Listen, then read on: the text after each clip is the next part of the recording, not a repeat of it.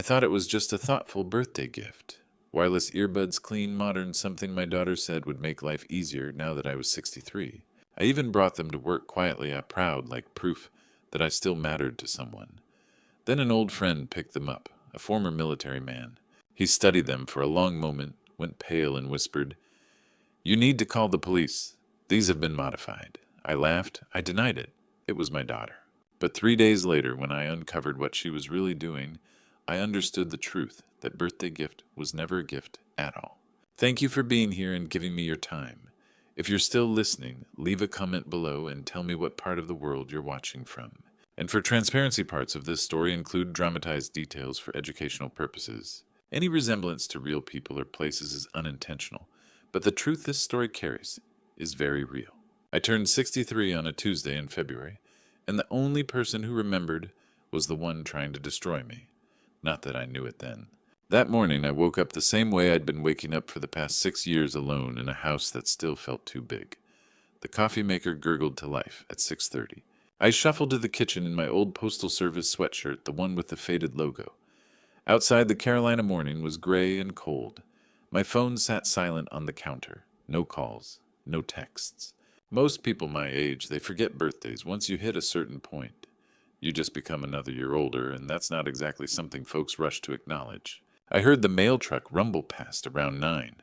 Earl dropped something heavy on the porch. I opened the door and found a box with my name printed neat across the label. Return address, Mitchell Caldwell, Charlotte, North Carolina, my daughter. I carried it inside and set it on the kitchen table. Nicole and I weren't estranged. We talked, saw each other on holidays. But it had been different since her mother passed 6 years ago. Harder, like we'd lost the person who knew how to translate between us. I loved her more than my own life, but somewhere along the way we'd drifted into being polite strangers who shared a last name. Inside the box, nestled in bubble wrap, was a pair of wireless earbuds. White, sleek. The kind of thing I'd never buy for myself. There was a note, too, handwritten on Nicole's neat stationery. Dad thought these might make your days a little easier. No more tangled cords. Happy birthday. Love, Nicole. I sat down hard in the kitchen chair. She'd remembered. Out of everyone, my daughter remembered. For a second, I wasn't in that quiet kitchen anymore. I was standing in our old driveway. Nicole was maybe 7, wobbling on her first two-wheeler. Training wheels off. "Daddy, I'm gonna fall," she'd called out, panic in her voice. I ran alongside her, one hand on the seat. "I've got you, sweetheart. I won't let you fall." She pedaled harder, found her balance. I let go without telling her. She rode on her own 10 feet, 20 feet, then looked back and laughed. "I did it, Daddy. I did it." She circled back, breathless and grinning. "I trust you, Daddy. You won't let me fall." My wife stood on the porch watching us, smiling. She was still healthy then. I blinked, and the memory dissolved. The kitchen was quiet again. Cold coffee, empty house. But I had the earbuds in my hand, and for the first time in a long time, I felt something close to warmth. I charged them that afternoon. Tomorrow I'd swing by the distribution center where I used to work, say hello to the guys still pulling shifts. Maybe show off my birthday present. That night I set the charging case on my nightstand and watched the little LED blink green. Small things, really. Just plastic and circuitry. But they felt like a bridge back to someone I missed. I had no idea I'd just placed a listening device next to my bed. Curtis Henley had been through 2 tours in Afghanistan working signal intelligence. So when he picked up those earbuds the next morning, his face went pale in a way I'd never seen before. I'd driven over to the distribution center around 10, same as I did most Wednesdays. Old habits. Even after retirement, I still missed the rhythm of the place. The hum of sorting machines, the smell of cardboard and diesel guys ribbing each other over coffee that could strip paint. Curtis was on his lunch break when I walked into the break room. Howard and Gerald were there too, halfway through sandwiches. "Check it out," I said, pulling the earbuds from my pocket. "Nicole sent these for my birthday." Howard grinned. "Look at you getting all modern. What's next, one of those smart watches? Don't push it," I said, smiling. It felt good to have something to show off, something that said my daughter was thinking about me. Curtis set down his coffee. "Can I see those?" Something in his tone made me pause, but I handed them over. He was quiet, always had been. 15 years working next to the guy, and I'd learned that when Curtis spoke, it was because he had something worth saying. He turned the earbuds over in his hands, slow and deliberate, like he was looking for something specific. Then he opened the charging case, examined the interior, and his expression changed. The color drained from his face so fast I thought he might be having a heart attack. "Curtis, you all right?" He looked up at me, and there was something in his eyes I'd only seen once before the day he told us about the roadside device that almost took out his convoy in Kandahar. "Where'd you get these?" His voice was flat careful. "I just told you. My daughter. Birthday gift." I tried to laugh it off. "What you think they're going to explode or something?" "Mitchell." He didn't smile. "These have been modified. This isn't standard electronics." The room went quiet. Howard and Gerald stopped chewing. Modified how I asked, though part of me didn't want to know. Curtis set the earbuds down on the table like they might bite him. "You remember what I did in the service signal intelligence? Communications equipment, surveillance tech monitoring devices?" He tapped the charging case. "I know what altered hardware looks like, and this someone's been inside these." My stomach dropped. "You're saying—" "I'm saying these aren't just earbuds anymore." He looked at me, and I saw something I didn't like. Pity. "You need to take these to the police. Now. Come on, Curtis." I heard the defensiveness in my own voice. "My daughter gave these to me. You're telling me she—" "I'm not telling you anything about your daughter." Curtis stood up, and the kindness in his face made it worse somehow. "I'm telling you someone modified these for surveillance. Could be a defect from overseas. Could be something else. Either way, this isn't something you ignore." "He's right, Mitch," Howard said quietly. "If Curtis says something's wrong, something's wrong." I looked down at the earbuds. They looked the same as they had this morning. Small, white, harmless. But Curtis had never steered me wrong. Not once in 15 years. "All right," I said. "I'll take them in." Curtis nodded. "Today, lunch break. Don't wait." I drove to the Charlotte-Mecklenburg police station on my lunch break, telling myself Curtis had to be mistaken. Maybe he was seeing problems that weren't there. Maybe retirement had me paranoid, and I was dragging a good man's military instincts into something innocent. He wasn't mistaken. The detective didn't sugarcoat it. "Mr. Caldwell, these aren't just earbuds. They're a surveillance system." Detective Romero was maybe mid-50s with gray at his temples, and the kind of steady voice that came from 20 years of delivering bad news. His office was small, cluttered with case files. I sat across from him, the earbuds between us on the desk. I'd explained everything, the birthday gift, Curtis's warning, the feeling that something was wrong. Romero listened without interrupting. When I finished, he picked up the earbuds carefully. "I'm going to have our tech guy take a look. It'll take a few minutes." He left me alone in that office for 20 minutes. Part of me still hoped Curtis had been wrong. The door opened. Romero came back with a younger guy carrying a laptop. "Mr. Caldwell, this is our digital forensics specialist." The tech guy's expression told me everything before he spoke. "These have been modified," he said. "Audio capture, location tracking, remote activation. Someone can listen to everything within range. They can see where you go when you're home, when you're not." The room tilted. I gripped the armrests, so someone could hear me. My voice came out hoarse. "Everything I say. Everything," Romero said quietly. "Every conversation, every phone call, every word when you're wearing them." I thought about last night, talking to myself in the kitchen, all the small private thoughts a man has when he thinks he's alone. "My daughter gave these to me?" I looked at Romero. "You think she—" "I don't think anything yet," Romero said. "But listen carefully. Do not confront her. Not yet." "What? If you confront her now, she'll deny it. Get angry. Then whatever she's planning goes underground. We'll never know what this is about." He leaned forward. "Right now, she doesn't know you know." "So what do I do?" "You act normal. You wear the earbuds. You talk. You go about your life. See how she reacts. We need evidence, Mr. Caldwell. We need to know what she's planning." My hands were shaking. "People don't do this for curiosity," Romero said. "There's a bigger plan here. Money, property, access to something. We'll figure it out, but I need your help." I thought about Nicole, about her mother gone 6 years now, about the little girl on the bicycle. "All right," I said. "I'll do it." Romero slid the earbuds back across the desk. "Take these home. Charge them. Wear them tomorrow. Call me if anything happens." I picked them up. They felt contaminated somehow. but I put them in my pocket. That night I set them on my kitchen counter and stared at them for an hour. Small, white, harmless looking, but they weren't harmless. They were a weapon I'd welcomed into my home. The coffee maker hummed in the corner. The refrigerator clicked on and off. Normal sounds in a house that didn't feel normal anymore. I thought about Nicole's note. Thought these might make your days a little easier. Easier. I made a decision that night, sitting alone in that kitchen. If my daughter wanted to listen to me, I'd give her something to hear. I'd play along, I'd feed her exactly what she wanted to hear, and I'd watch how she moved. It was the decision that would save my life. I put them in my ears Thursday morning and started talking to myself like a man who'd forgotten he wasn't alone. The earbuds fit easily, comfortable. That made it worse. I moved around the kitchen, making coffee, letting my thoughts spill out. Thinking about selling that rental property, Susan left me, I said to the empty room. Susan was my wife. The duplex was real. I'd been holding on to it out of sentiment. Market's good right now. Probably time. I paused, poured cream. Should probably update my will too. Estate planning. Getting to that age.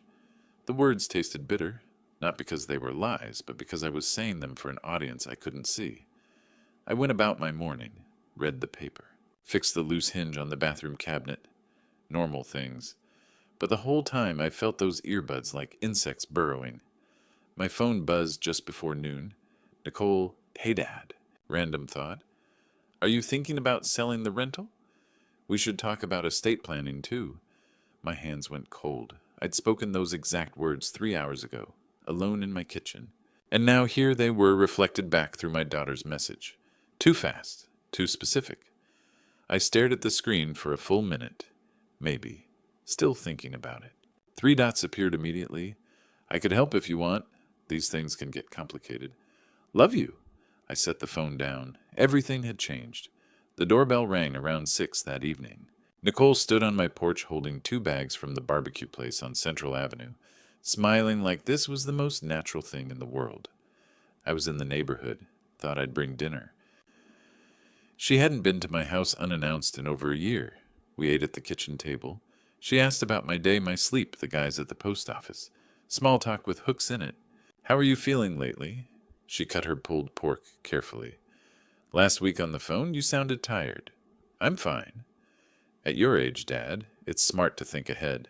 Health, finances. She smiled. It's what Mom would have wanted. There it was, at your age. Like I needed managing. Memory okay? She asked, casual as breathing. Tuesday you forgot to call me back. I hadn't forgotten anything. I'd never promised to call. But she said it like fact, like my memory was already unreliable. I saw it then clear as glass. She wasn't just listening. She was building a case. Every word, every invented forgetfulness, every planted seed, she was constructing a version of me that didn't exist yet. A version that needed help. That couldn't manage alone. Yeah, I heard myself say. Guess I've been a little foggy lately. Her smile widened just a fraction. It's okay, Dad. That's what I'm here for. After she left, I found myself checking the locks. Once, then again because I wasn't sure. But I had. I knew I had. My own daughter. The girl I'd raised alone after her mother died. The one I'd taught to ride a bicycle to drive a car. And here I was, locking my doors against her. I looked at the earbuds in their charging case. She was listening. She was watching. And she was already 3 steps ahead. By Saturday afternoon, I'd spent 2 more days feeding Nicole lies through those earbuds. Then I found the truth in the last place you'd expect to hide a plan, to erase someone a folder in my own basement filed under H for home maintenance. Friday I'd mentioned forgetting to pay the electric bill. A lie. Within 3 hours, Nicole texted asking if I needed help with automatic payments. Saturday morning, I said I felt dizzy getting out of the car. Another lie. She called by noon, concerned about my health. Each time I spoke into the void of my own kitchen, she responded, like clockwork. Maybe I do need someone to help manage things, I'd said that morning. The words made me sick. By 2 o'clock, the furnace started grinding. Real problem this time. I grabbed a flashlight and headed to the basement. The space smelled like concrete and old cardboard. The furnace, squatted in the corner, minor issue, just needed adjustment. I'd need the warranty information, though. I went to the old filing cabinet against the wall. Gray metal dented, hadn't opened it in months. The drawer stuck, then gave with a rusty squeal. Insurance papers, tax returns from the 90s, dishwasher manual from a decade ago, and then near the back, something that didn't belong. A folder. Too clean. Too new. Before I tell you what was inside that folder, I need to know something. If you're still with me, type the word truth in the comments. What comes next includes some altered details for safety. If you don't want to continue, you can step away now. I pulled it out. The tab was blank. I opened it on top of the cabinet, and the basement got very cold. Guardianship petition templates, professional headers, legal language in neat blocks. Petition to declare Mitchell James Caldwell, incapacitated and in need of a guardian. I stopped breathing. Notes in the margins. Nicole's handwriting, small, neat, efficient. Dad forgets appointments. Document dates, confused about finances. Get bank statements. Gets dizzy. Witness doctor. Visit more beneath. Power of attorney drafts. Capacity evaluation forms. A checklist for how to legally declare your father incompetent. How to take everything while he's still breathing. I sat down hard on the basement steps. The folders slipped from my hands, papers scattering across concrete. And then I wasn't in the basement anymore. I was in our driveway on a Sunday morning. Nicole was 8, on her first real bicycle. Training wheels off, her knuckles white on the handlebars. "Daddy, I'm gonna fall." I ran beside her, hand on the seat. "I've got you, sweetheart." "I won't let you fall." She pedaled harder, found her rhythm. I let go. She rode 10 feet, 20, 30 before she realized. When she looked back and saw me standing there, she laughed. "I did it. Daddy, I did it." She circled back, threw her arms around me. "I trust you, Daddy. You won't let me fall." Susan stood on the porch in her yellow sundress, holding up the camera, smiling. Perfect shot. Nicole looked up at me, gap-toothed grin, eyes full of faith. "You'll always catch me, right?" "Always," I'd promised. I came back to the present on those cold basement steps. The furnace hummed. The house creaked. I was alone with a folder full of forms designed to make me disappear.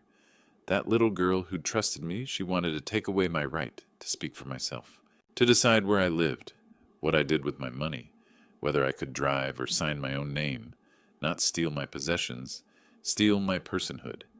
I gathered the papers with shaking hands, stood up, legs unsteady. I climbed those basement steps carrying my daughter's plan to erase me. This wasn't just surveillance anymore. This wasn't even about money. This was identity theft in its truest form. This was taking my life without laying a hand on me. The call I made to update my mailing address on Monday morning should have taken 3 minutes. Instead, it took 3 minutes to realize I'd already been erased. But that wasn't where it started. Sunday, I'd driven to the First Union Bank on South Tryon, the one I'd used for 30 years. Just a routine errand deposit, a check ask about interest rates. Normal things. Except nothing felt normal anymore. Jordan, the loan officer, was maybe 30, friendly kid. Always asked about retirement, how I was adjusting. When I mentioned on needing to review my accounts, he pulled up my file. "Oh, hey, Mr. Caldwell. Someone called last month asking about your home equity line. Eligibility. A woman. Said she was helping her father manage things." My coffee went cold in my hand. I didn't authorize anyone to call about my accounts. Jordan's smile faltered. "She mentioned you were considering granting her authority to help with financial planning." "I never said that." He shifted in his seat, suddenly uncomfortable. "I can flag the account. Make sure no information goes out without your direct approval." "Do that." I left the bank with my chest tight. She wasn't just listening. She was already moving. Monday morning, I called my insurance company. Routine call. I'd changed my mailing address after Susan passed, kept forgetting to update it with everyone. The agent who answered was chipper professional. "Of course, Mr. Caldwell. Let me pull up your policy. Oh, and we have that beneficiary change from a few months back on file, so you're all set there." I was pouring coffee. I stopped mid-pour. "What change?" "The beneficiary update. 4 months ago. Change from your estate to Nicole Caldwell, your daughter." Papers rustled on her end. "We have the notarized form with your signature right here." The kitchen tilted. I never signed anything. Silence on the line. Long, heavy silence. "Sir, we have a witnessed, notarized document." "It's forged." My voice came out flat, cold. "I'm reporting this as fraud. Mr. Caldwell, how much is the policy worth?" More rustling. $250,000. I set the coffee pot down before I dropped it. $250,000, written in my daughter's name, with a signature that wasn't mine. "I'll need to speak with your fraud department," I said, "and I'll be filing a police report today." By 2 that afternoon, I was back in Detective Romero's office. I slid the guardianship folder across his desk, then pulled out the insurance policy information I'd printed.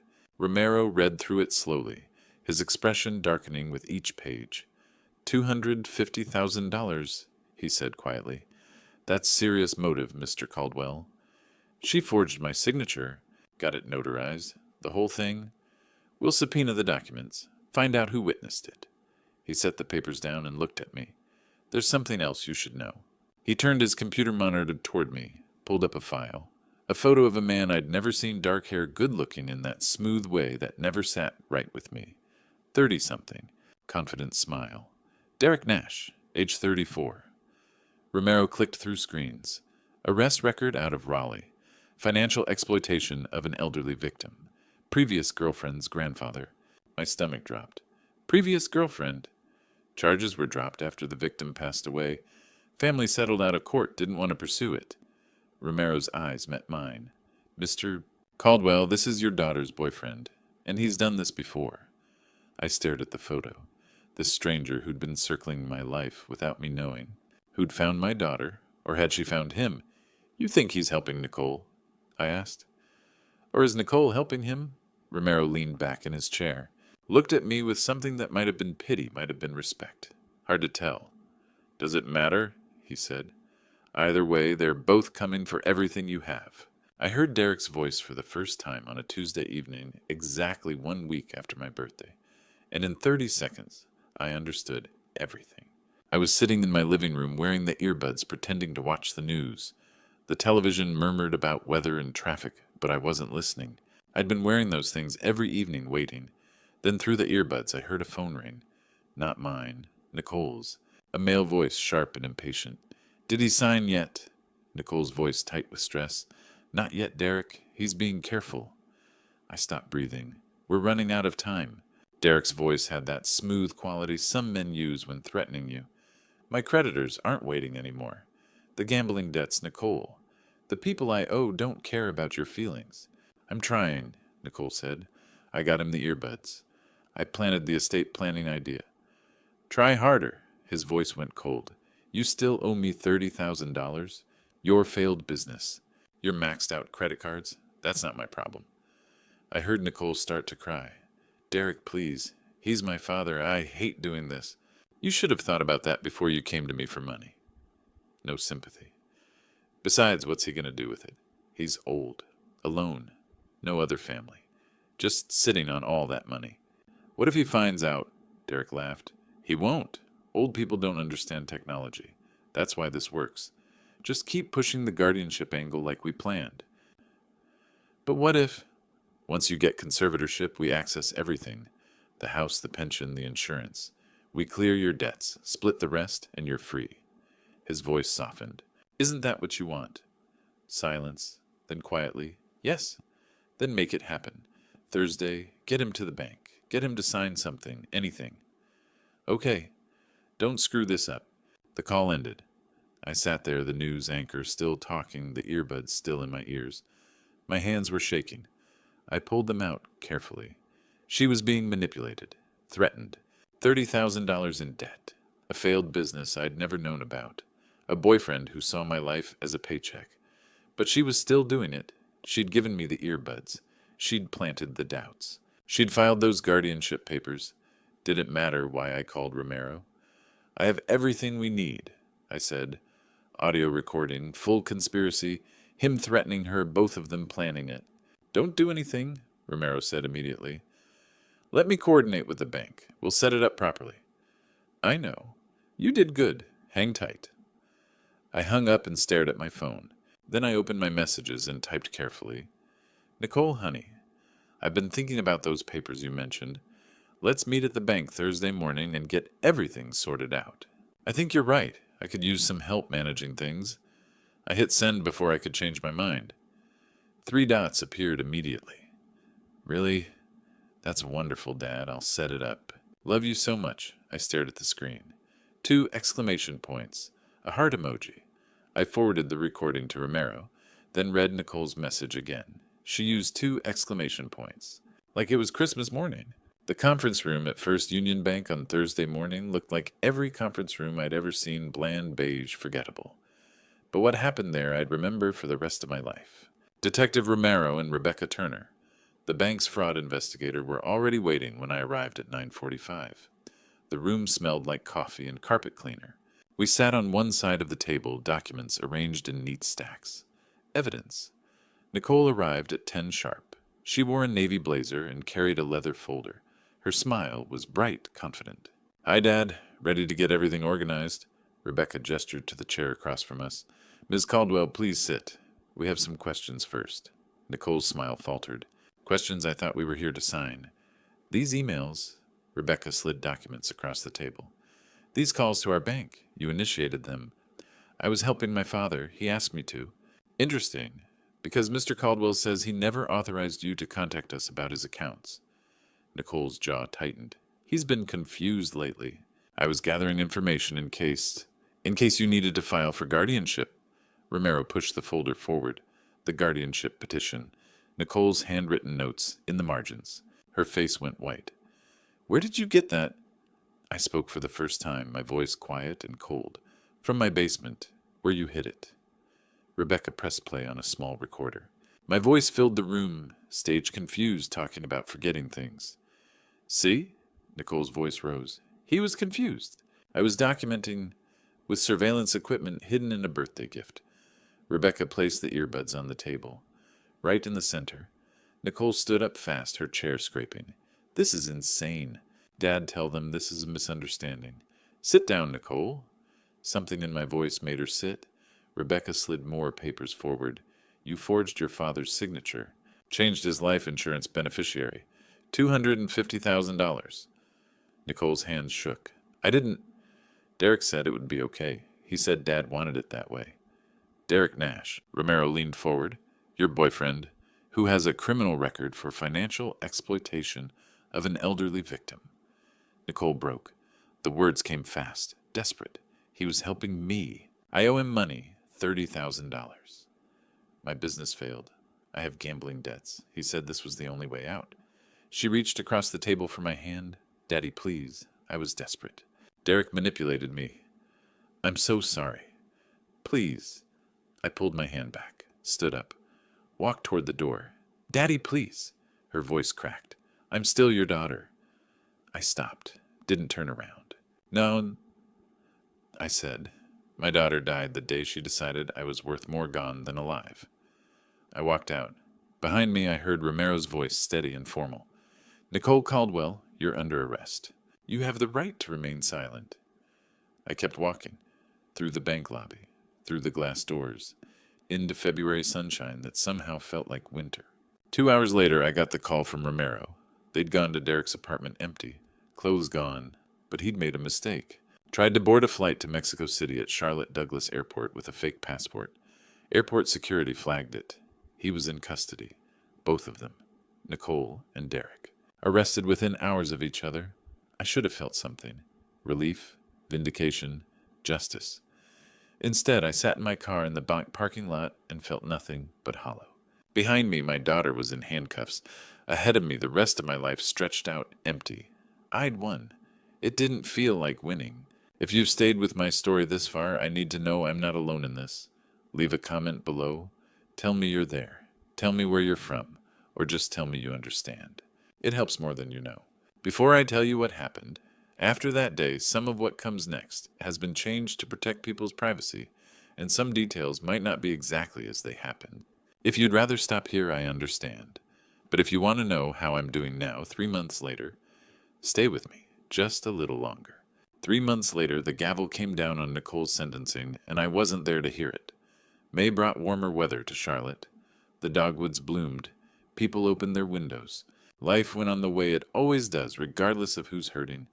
I got the sentencing results from Romero over the phone. Nicole received 18 months probation, $50,000 in restitution to me, 500 hours of community service. Convictions for fraud and forgery on her record. Derek got 5 years in federal prison fraud conspiracy violation of probation from his previous case. Nicole's lawyer had called me 2 weeks before sentencing, asked if I'd write a letter to the judge, a statement about her character, something to help reduce her sentence.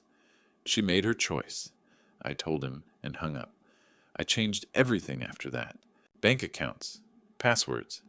Updated my will, removed Nicole's name entirely, left everything to a few charities Susan had cared about. Got a new life insurance policy with beneficiaries who'd never met me. Filed a restraining order. No contact, no calls, no letters. One afternoon in late May, Curtis stopped by. We sat on the back porch with iced tea, not saying much. That was Curtis's way. He didn't need to fill silence. "You doing okay?" he finally asked. "Getting there." He nodded. "What you did took guts." "Didn't feel like guts," I said. "Felt like losing." He stayed another 20 minutes, then left, and I was alone again. That evening I stood in the living room looking at the mantel. There was a photo there I'd kept for years. Nicole, at 7 years old, gap-toothed smile, sitting on my shoulders at Freedom Park. Susan had taken it one Sunday afternoon, 6 months before she got sick. You could see Nicole's happiness in that picture, pure, uncomplicated joy. There was a note stuck to the frame written in crayon, "Best Dad Ever." People ask if I miss her. Wrong question. I miss who she was, who I thought she was, the daughter in that photo. But that girl, she's gone. Maybe she never existed outside of my own hopes. The woman in handcuffs at that bank, I don't know her. I set the photo back on the mantel. Didn't put it away. Didn't keep staring, just left it there, part of a past I couldn't change. I made dinner for one, watched the evening news. Went to bed early. Lying there in the dark, I thought about trust. About how we build it over decades, 32 years in Nicole's case, and how fast it can shatter. 10 days from birthday gift to betrayal, fully exposed. They say blood is thicker than water. But trust is fragile as glass. I don't use wireless earbuds anymore. The wired kind work fine. They're inconvenient. Sure, they tangle in your pocket, yank out if you step wrong. But they're honest. They remind you that every connection has limits. At 63, I learned the hardest lesson. Sometimes protecting yourself means losing what you wanted to protect most. Maybe someday, years from now when wounds aren't so fresh, maybe there could be something. Some kind of reconciliation, some bridge back. But not today. Not for a long time. Today I lock my doors. I check my statements. I trust carefully. I've had time to look honestly at my own choices. I trusted too easily, stayed quiet too long, and paid for it. Don't be like me. Ask questions early, protect your independence, and never confuse love with blind obedience. That's the lesson this grandpa story taught me the hard way and why I'm sharing it. As a grandpa story, meant to warn, not impress. I believe God was watching, even when I wasn't. I asked God for clarity when fear clouded my judgment, and I thank God now for the strength to stand up before it was too late. Many betrayal stories begin softly wrapped in kindness, and betrayal stories succeed because we don't want to believe the truth. This is one of those betrayal stories I hope you never live, only learn from. If this grandpa story resonated, leave a comment telling me where you're watching from. Please share this and subscribe for more reflections and betrayal stories. Thank you for staying with me until the very end. Please note upcoming stories may include fictionalized details for educational purposes. If this isn't for you, feel free to exit and choose content that fits you better.